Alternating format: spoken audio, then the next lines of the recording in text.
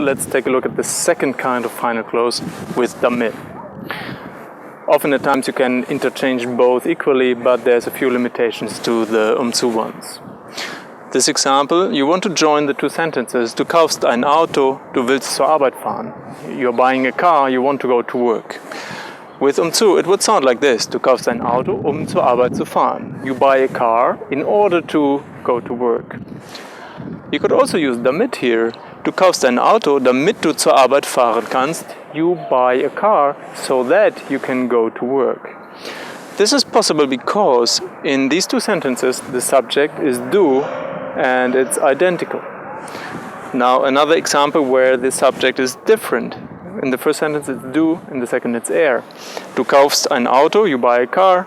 Er soll dich cool finden. He should find you cool, or you want him to find you cool. But he should find you cool.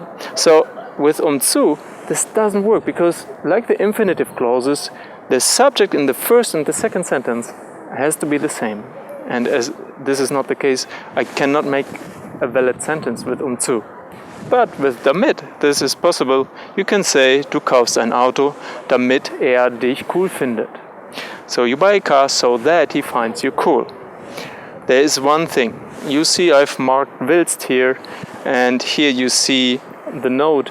Achtung, you don't use wollen, sollen and möchten, for the reason that those contain the idea of an aim, of a final, if you so want.